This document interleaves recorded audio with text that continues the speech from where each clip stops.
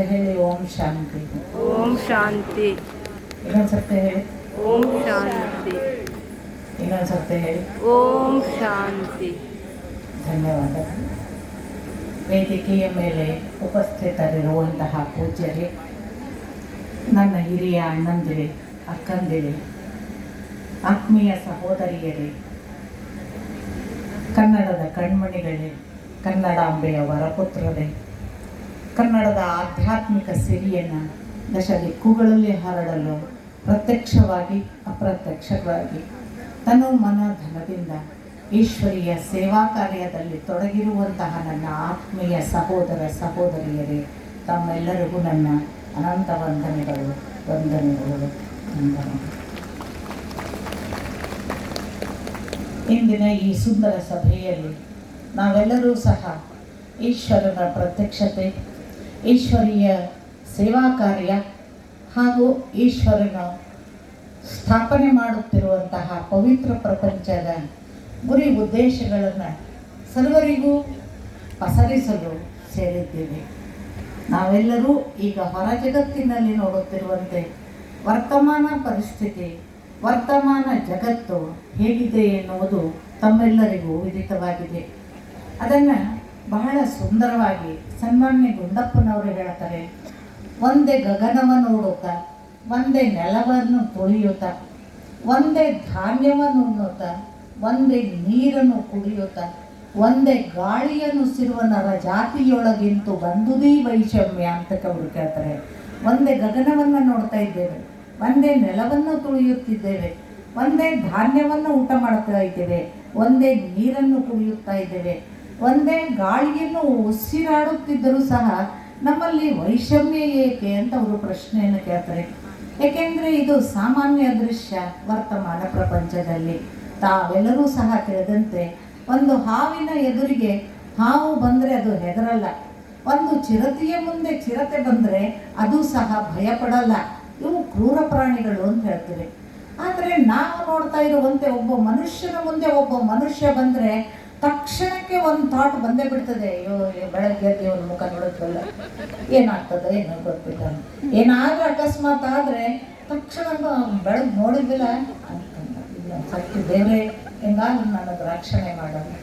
ಅದನ್ನು ಇನ್ನೂ ಸುಂದರ ಸರಳ ಭಾಷೆಯಲ್ಲಿ ಸುಭಾಷಿತದಲ್ಲಿ ಹೇಳಿದರು, ತಕ್ಷಕಸ್ಯ ವಿಷಂದಂತೆ ಮಕ್ಷಿಕಾಯಾಶ್ಚ ಮಸ್ತಕೆ ವೃಶ್ಚಿಕಸ್ಯ ವಿಷಂ ಪುಚ್ಛೆ ದುರ್ಜನಸ್ಯ ಸರ್ವ ಅಂಗೇಚ ಅಂತ. ಯಾಕೆಂದರೆ ಹಾವಿಗೆ ಅದರ ಹಲ್ಲಿನಲ್ಲಿ ಮಾತ್ರ ವಿಷ, ಆ ಹಲ್ಲನ್ನು ತೆಗೆದುಬಿಟ್ರೆ ಸಾಕು, ಅದ್ರ ಜೊತೆಗೆ ಆಟ ಆಡಬಹುದು. ಮಕ್ಷಿಕ ಅಂತಂದರೆ ಈ ಜೇನೊಣ, ಇದೂ ಸಹ ತನ್ನ ವಿಷವನ್ನು ತನ್ನ ತಲೆಯಲ್ಲಿ ಇಟ್ಟುಕೊಂಡಿರ್ತದೆ. ಮೂರನೆಯದು ವೃಶ್ಚಿಕ, ಅದರ ವಿಷ ಕೊಂಡಿಯಲ್ಲಿದೆ. ಅದು ಎಲ್ಲ ಕಡೆನೂ ಕೊಂಡಿಯಿಂದ ಹೊಡೆಯಲ್ಲ, ವಿಷವನ್ನು ಟ್ರಾನ್ಸ್ಫರ್ ಮಾಡಲ್ಲ. ಕೇವಲ ಎಲ್ಲಿ ಸಾಫ್ಟ್ ಬೇಸಿದೆನೋ ಅಲ್ಲಿ ಮಾತ್ರ ವಿಷವನ್ನು ಟ್ರಾನ್ಸ್ಫರ್ ಮಾಡ್ತದೆ. ಕಲ್ಲಿದ್ದರೆ ಅದಕ್ಕಲ್ಲಿ ವಿಷ ಟ್ರಾನ್ಸ್ಫರ್ ಆಗಲ್ಲ. ಆದರೆ ಅವರು ಕನ್ಕ್ಲೂಡ್ ಮಾಡ್ತಾರೆ, ದುರ್ಜನಸ್ಯ ಸರ್ವ ಅಂಗೇಚ. ಕೇವಲ ಹಲ್ಲು, ಕೈ, ಕಾಲು ಅಲ್ಲ, ಅವನ ತಲೆಯೊಳಗೆ ವಿಷ ಇದ್ದಾಗ ಅವನೇನು ಜಗತ್ತಿಗೆ ಕೊಡ್ಲಿಕ್ಕೆ ಸಾಧ್ಯ? ಒಳಗೇನಿದೆಯೋ ಅದನ್ನೇ ಹೊರಗಡೆ ಹಾಕ್ತಾನೆ. ಅಂತಹ ಸಮಯವನ್ನು ಕಲಿಯುಗ, ಕಲಹದ ಯುಗ, ಕ್ಲೇಶದ ಯುಗ ಅಂತ ಕರೆದರು. ಇಂತಹ ಸಮಯದಲ್ಲಿ ಪರಮಾತ್ಮ ಅವತರಣೆಯಾಗಿ ಎಲ್ಲಿ ತಲೆಗೆ ಬಡೆದಾಟ, ಎಲ್ಲಿ ತಲೆಗೊಬ್ಬ ಹಿರಿಯ ಇದ್ದಾನೆಯೋ, ಎಲ್ಲಿ ಧರ್ಮಕ್ಕೆ ಅಳಿಗಾಲ ಬರ್ತದೆಯೋ, ಯಾವಾಗ ಸಜ್ಜನರ ರಕ್ಷಣೆ ಮಾಡಬೇಕಾಗ್ತದೆಯೋ, ಯಾವಾಗ ಸಜ್ಜನರ ರಕ್ಷಣೆಯನ್ನು ಮಾಡಿ ದುರ್ಜನರ ನಾಶವನ್ನು ಮಾಡಬೇಕಾಗ್ತದೆಯೋ, ಅಂತಹ ಸಮಯದಲ್ಲಿ ಸ್ವಯಂ ಪರಮಾತ್ಮನೇ ಈ ಇಳಿದು ಬಂದು ನಮಗೆ ಸಂದೇಶವನ್ನು ಕೊಡ್ತಾರೆ. ಪವಿತ್ರ ಬನೋ ರಾಜಯೋಗಿ ಬನೋ ಅಂತ. ಪವಿತ್ರರಾಗಿ ರಾಜಯೋಗಿಗಳಾಗಿ ಎಷ್ಟೆಷ್ಟು ಪವಿತ್ರರಾಗ್ತೀರಿಯೋ ಅಷ್ಟಷ್ಟು ಯೋಗಿಗಳಾಗ್ತೀರಿ. ಅದನ್ನು ಶಂಕರಾಚಾರ್ಯರು ಇನ್ನೂ ಮುಂದುವರಿಸಿ ಹೇಳ್ತಾರೆ, ಸತ್ಸಂಗತ್ವೇ ನಿಸ್ಸಂಗತ್ವಂ, ನಿಸ್ಸಂಗತ್ವೇ ನಿರ್ಮೋಹತ್ವಂ, ನಿರ್ಮೋಹತ್ವೇ ನಿಶ್ಚಲ ತತ್ವಂ, ನಿಶ್ಚಲ ತತ್ವೇ ಜೀವನ ಮುಕ್ತಿಗೆ ಅಂತ ಬಹಳ ಸರಳವಾದ ಸತ್ಯವನ್ನು, ಆಧ್ಯಾತ್ಮಿಕ ಸತ್ಯವನ್ನು ತಿಳಿಸಿಕೊಟ್ಟು, ಸತ್ಯನ ಸಂಘದಲ್ಲಿದ್ದಾಗ ನಿಸ್ಸಂಗತ್ವೇ. ಈ ದೇಹದ ಜಗತ್ತು ದೇಹದ ಎಳೆತ ಸೆಳೆತಗಳು, ದೇಹದ ವಿಕಲ್ಪಗಳು, ವಿಕಾರಗಳು, ವಿಕರ್ಮಗಳು ದಿನ ದಿನಕ್ಕೆ ನಷ್ಟವಾಗ್ತಾ ಹೋಗ್ತವೆ. ಯಾವಾಗ ಈ ರೀತಿ ನಾವು ದೇಹಜನ್ಯ ವಿಕಾರ ವಿಕೃತಿಗಳಿಂದ ನಮ್ಮನ್ನು ನಾವು ದಿನ ದಿನಕ್ಕೆ ಪರಮಾತ್ಮನ ನೆನಪಿನಲ್ಲಿ, ಪರಶಿವನ ಸ್ಮೃತಿಯಲ್ಲಿ ನಿತ್ಯ ಅವನನ್ನ ಸ್ಮರಣೆಯನ್ನು ಮಾಡ್ತಾ ಕಡಿಮೆ ಮಾಡ್ಕೊಳ್ತೀವಿಯೋ ಅಷ್ಟಷ್ಟು ನಿಸ್ಸಂಗತ್ವೇ ನಿರ್ಮೋಹತ್ವಂ, ನಿರ್ಮೋಹಿಗಳಾಗ್ತೇವೆ. ನಿರ್ಮೋಹತ್ವೇ ನಿಶ್ಚಲ ತತ್ವಂ, ನಿರ್ಮೋಹಿಗಳಾದಾಗ ಮನಬುದ್ಧಿಗಳು ಸ್ಥಿರವಾಗ್ತವೆ.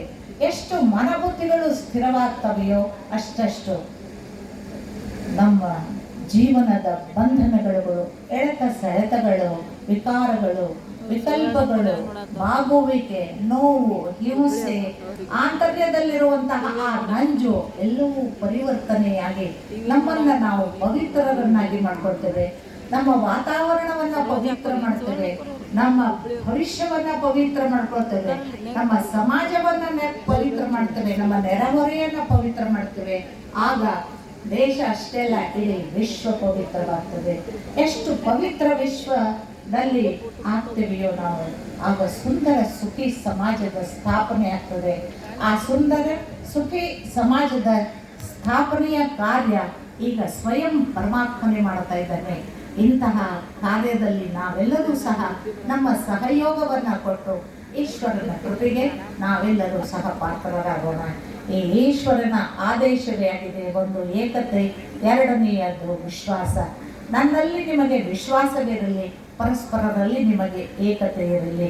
ಆಗ ಮಾತ್ರ ಈಗಿರುವಂತಹ ಎಲ್ಲ ಭಿನ್ನತೆಗಳು, ಭಿನ್ನ ಭಾಷೆ, ಭಿನ್ನ ದೇಶ, ಭಿನ್ನ ವರ್ಣ, ಎಲ್ಲದರಲ್ಲಿ ಭಿನ್ನತೆ, ಈ ಭಿನ್ನತೆ ದೂರವಾಗಿ ಈ ವೈವಿಧ್ಯಮಯ ಜಗತ್ತಿನಲ್ಲಿ, ಈ ಭಿನ್ನತೆಯ ಜಗತ್ತಿನಲ್ಲಿ ಏಕತೆಯ ಸ್ಥಾಪನೆ ಆಗ್ತದೆ. ಏಕ ಧರ್ಮ, ಏಕ ಭಾಷೆ, ಏಕ ಜಾತಿ, ಏಕ ಸಾಮ್ರಾಜ್ಯ, ಏಕ ರಾಜ್ಯ, ಏಕ ರಾಜನೂ ಸಹ ಆಗಲಿಕ್ಕೆ ಸಾಧ್ಯ. ಎಲ್ಲ ಭಿನ್ನತೆಗಳು ದೂರವಾಗಿ ವಿಶ್ವದಲ್ಲಿ ಪರಮಪಿತನ ಪ್ರತ್ಯಕ್ಷತೆಯ ಕಾರ್ಯದಲ್ಲಿ ನಾವೆಲ್ಲರೂ ಸಹ ಈಗಾಗಲೇ ತೊಡಗಿದ್ದೇವೆ. ಇನ್ನೂ ಹೆಚ್ಚು ಈ ಕಾರ್ಯದಲ್ಲಿ ಮುಂದೆ ಬಂದು ಆತನ ಹೆಸರನ್ನು ಪ್ರತ್ಯಕ್ಷ ಮಾಡೋಣ. ಆತನ ಈ ಸೇವಾ ಕಾರ್ಯದಲ್ಲಿ ಸಹಯೋಗಿಯಾಗೋಣ. ಈ ನಿಟ್ಟಿನಲ್ಲಿ ಸರ್ವೇಶ್ವರ ಸರ್ವರಿಗೂ ಸನ್ಮಂಗಳವನ್ನುಂಟು ಮಾಡಲಿ, ಸಫಲತೆಯನ್ನು, ಯಶಸ್ಸನ್ನು, ಕೀರ್ತಿಯನ್ನು ಕೊಡಲಿ ಎನ್ನುವ ಶುಭ ಹಾರೈಕೆಗಳೊಂದಿಗೆ ತಮ್ಮೆಲ್ಲರಿಗೂ ಮತ್ತು ಈ ಕಾರ್ಯಕ್ರಮದ ಆಯೋಜಕರಿಗೂ ನನ್ನ ಅನಂತ ಧನ್ಯವಾದಗಳು, ಕೃತಜ್ಞತೆಗಳು ಹಾಗೂ ವಂದನೆ. ಈವರೆಗೆ ಈಶ್ವರಿಯ ಸಂದೇಶ, ಶಿವನ ಸಂದೇಶ ಕೊಟ್ಟಿರುವಂತಹ ರಾಜಯೋಗಿನಿ ಬ್ರಹ್ಮಕುಮಾರಿ ರವಿಕಲಾ ಅಕ್ಕನವರಿಗೆ ತುಂಬ ಹೃದಯದ ಧನ್ಯವಾದಗಳು.